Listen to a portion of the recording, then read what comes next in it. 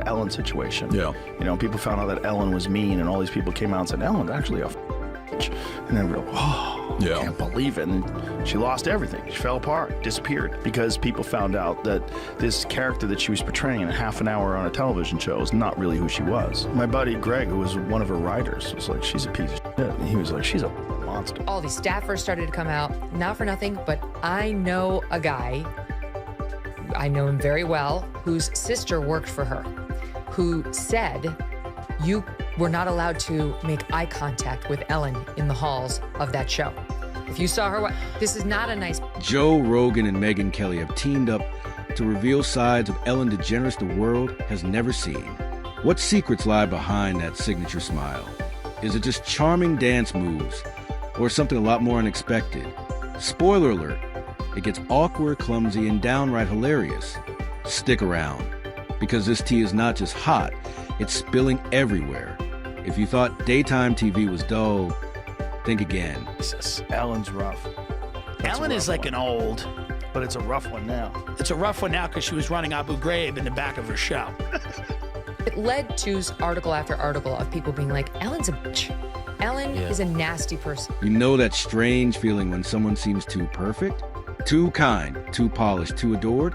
That's Ellen DeGeneres. Known as the queen of kindness and daytime charm, her reputation was spotless until two fearless media voices decided to poke beneath the surface.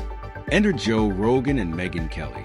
And what they uncovered flips the script on Ellen's feel-good image. You see, like, a lot of people saying that someone who seems so nice is not nice at all. She doesn't seem nice, but that people have a very poor judge of character.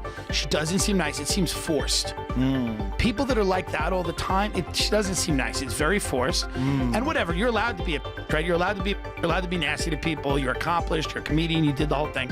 What you're not allowed to do is have a Guantanamo Bay situation in the backstage of your show where everybody's walking around afraid for their life, and it's like Abu Ghraib where they're hooked up to wires and they have like... That's right, Megyn Kelly, the sharp-tongued journalist who slices through media spin, and Joe Rogan, the podcast king who challenges everyone from fighters to conspiracy theorists, took aim at Ellen's public persona.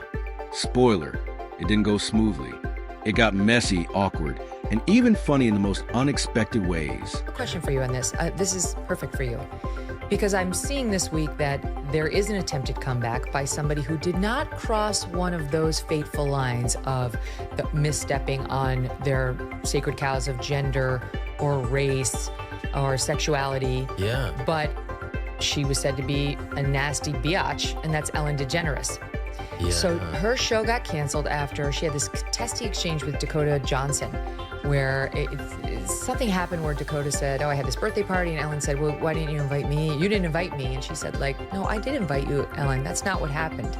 And Ellen had blown her off and then tried to play the victim on the set with her. Anyway, it led to article after article of people being like, Ellen's a bitch. Ellen is a nasty person. And let's start with Joe Rogan.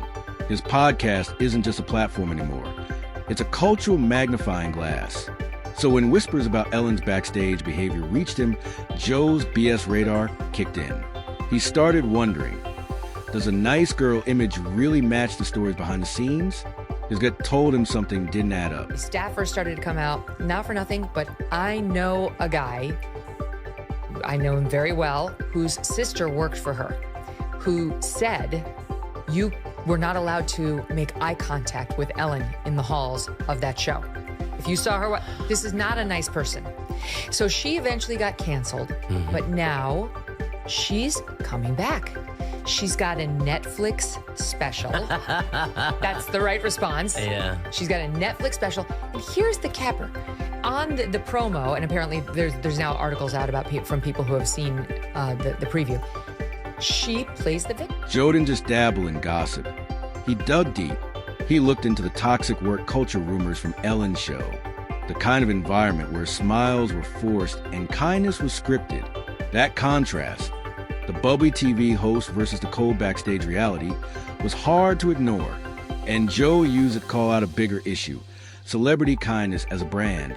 not a belief. They made progress with the strike. They're picketing right now, so I think it's the early stages. I would think it might take a little bit with this one. When someone crosses the writer strike, that's some dirty shit. They cross the picket line. Yeah, I've never seen anybody doing that yet. I think Ellen did. I had a buddy of mine who was writing on Ellen. Everybody kind of knows now what she's really all about. And that's another one of those. Like, I'm so nice and I'm so sweet. Being behind the... But that's only half the story. Megyn Kelly took a completely different, but just as ruthless, approach. While Joe was examining Ellen's cultural image, Megyn zoomed in on the business. Lawsuits, employee complaints, toxic management. She went straight for the uncomfortable truths that feel-good interviews usually skip. And the image of a happy workplace cracked wide open. For me, and she actually has the nerve to say that she was run out of Hollywood. This person with $100 million in her pocket. $450 million according to Forbes. That's a low estimate. Yeah. Because so now she's out there saying, I was run out of Hollywood. She's actually reportedly complaining about how hard it is for women in America with the double standards. Look at Oprah, how hard it is for her. Oh, she's got, like 10 houses, Ellen DeGeneres? Michelle Obama, look how hard it is for women in America. They're hurting. They're going to let her back in, Rob, because she's a lesbian, she's a leftist, and she didn't hit one of their sacred... Kelly didn't stop at Ellen. She also criticized the media for sweeping the scandals under the rug to protect the brand. Unlike others, she wasn't afraid to shift the focus from the polished smiles to the messy human truths. Together, Joe and Megyn delivered a 1-2 punch. Hard-hitting cultural commentary mixed with deep investigative reporting. They weren't looking for drama. They were exposing reality we don't usually see. Get it. Oh, well, you know where that is too, right? It's a similar image to that, right? No. I know Jamie does. What is it? It's on the set of a famous talk show. It's now not on anymore. Oh, Ellen? Was that Ellen? Yeah. Really? Just look at the temple and then look at the... Let me see Ellen's background. This wasn't a petty takedown.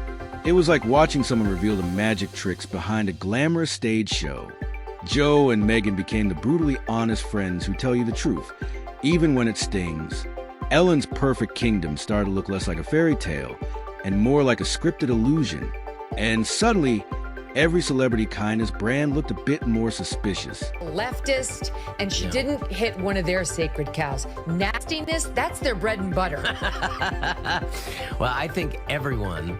I will say, like, the resentment, I think everyone should have a chance for reconciliation. I don't think Jesus exempted anybody. And so I do, while it does, because I have been allowed back in, but I don't hold any grievance and resentment. It's very important. And I would just say for Ellen, the resentment, you have to know, you have to get over resentment to whatever addiction or addictive qualities happen to get over. Here's the real twist. This story was never just about Ellen. When Rogan and Kelly, two media giants from opposite ends of the spectrum, collide on a single target, it doesn't just ripple, it makes waves. Joe challenged a carefully crafted image, while Megyn brought receipts. It was a media crossover that cracked open the usual celebrity echo chamber. Bush are jumping around. I mean, That's right, she was buddies with Bush. That was like she's one a of the first... CIA agent. Stephen Paddock. And do not ask me for sources, but Stephen Paddock. Who's that? He was the guy that shot up the Vegas concert. That was a very tragic thing. Listen to this. The only guy that saw Stephen Paddock alive, his name is Jesus Campos. He was a guard at Mandalay Bay. He got interviewed nowhere else. You know where he got interviewed in the beginning? Ellen. Really? Weird. And then they went on, if you could find that clip, they went on with a weird like diagram of how it happened, and Ellen's like showing the people how it happened. Not like an emotional, like how are you feeling, how are you holding up? It was a weird diagram of like, and then he went to the left and to the right. It was very strange to, look, what the hell's going on? This is a daytime. Their combined voices created a feedback loop that shattered the traditional idea of celebrity worship. Fans started asking, how much of this kindness is real? The glossy image of Ellen and others like her suddenly felt outdated. Viewers want authenticity now, not fairy tales. They're tired of PR-driven personas and hungry for the messy truth. To tell you Uniform, something. yeah. Like, that's an odd look with all those buttons. Like, why do you have so many wrist buttons? He was giving her in Langley. The only reason why you have that many wrist buttons if you're looking to clothesline somebody. Yeah, You look at her. mark Look at her. them. Everyone says she looks so friendly. She looks friendly. Yeah, she does look very military. Yeah, she's a militant woman. With a very expensive watch. She too. just dealt with a lot of discrimination when she came out. It was very sad, but then she joined the CIA. Her house got broken into while she was at home. Really? Yeah. She got a dope place in Montecito. And they broke in while she was there. Yeah. And those people are still being tortured to this day. Probably. They're still in an underground jail. The best part? They did it all without screaming matches or Twitter battles. No face-to-face confrontations. No viral meltdowns. Just sharp commentary and cold, hard facts. That quiet, surgical approach made their critique land harder. And now, fans are questioning more than just Ellen. They're questioning every Too Perfect celebrity brand. I'm to just saying, admit like, your of mistakes. all people on earth to be feeling sorry for herself, Ellen DeGeneres should not be on the list. She should at least, but make a real apology and do it in There's no apology. It's just woe is me. I was run out of Hollywood as she speaks from this grandiose stage on Netflix. Hello, you haven't been canceled if you are doing a Netflix special. She got $20 million for the one before this. I'm sure she. In the end, this whole saga is a reminder that in a world obsessed with appearance, the truth always finds a way out. Sometimes with the help of unexpected allies like Joe Rogan and Megyn Kelly. Maybe Ellen's legacy takes a hit, maybe not. But if exposing one illusion brings us closer to real stories, then it's a price worth paying. Because behind every glowing smile might be a secret waiting to be uncovered.